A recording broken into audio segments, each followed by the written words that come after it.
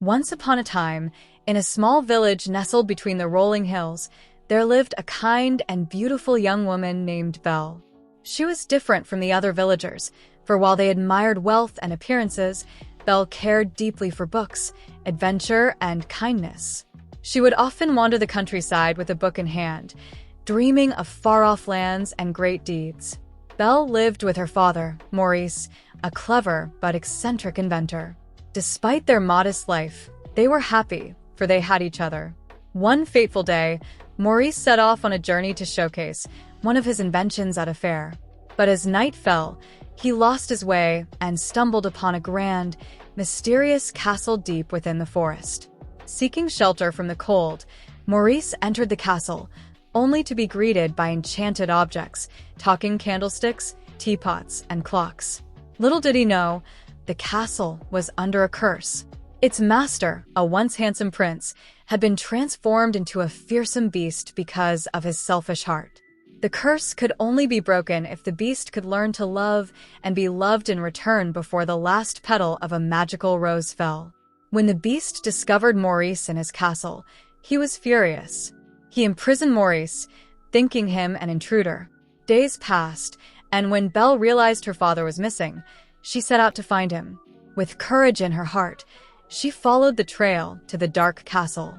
Upon arriving, Belle pleaded with the beast to release her father, offering to take his place as the prisoner. The beast, though surprised by her bravery, agreed.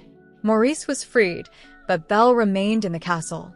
At first, Belle feared the beast, for he was gruff and frightening.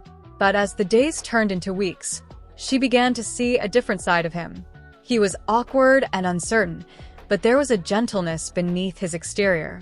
The enchanted objects, who had become her friends, encouraged Belle to look beyond his appearance and see the heart within.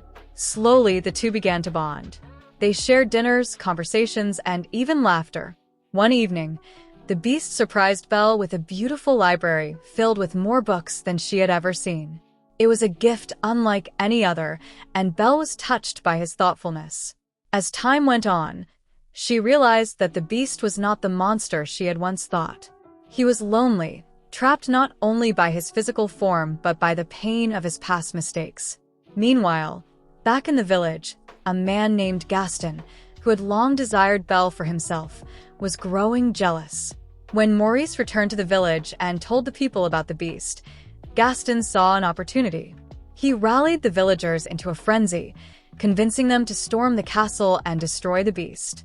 As the mob marched toward the castle, Belle was faced with a choice. She could escape and return to the safety of her village, or she could stand by the beast, who had shown her the beauty of kindness, even in the most unexpected of places. In a moment of bravery, Belle rushed to warn the beast. But Gaston and his mob had already arrived. In the ensuing battle, the beast was gravely wounded while defending his castle.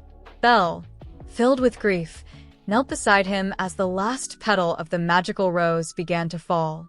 With tears in her eyes, Belle confessed her love for the beast, realizing that she had seen past his exterior to the kind and noble soul within. Just as the last petal fell, a burst of magic filled the air. The curse was broken, and before Belle's eyes, the beast transformed back into the prince he once was. The enchanted objects were restored to their human forms, and the castle once again shone with life and light. The prince, no longer bound by his past, asked Belle to stay with him, and together, they rebuilt the castle into a place of warmth and love. And so, Belle and the prince lived happily ever after, their story a reminder that true beauty lies within the heart, and that love, when pure and selfless, can break even the most powerful of curses.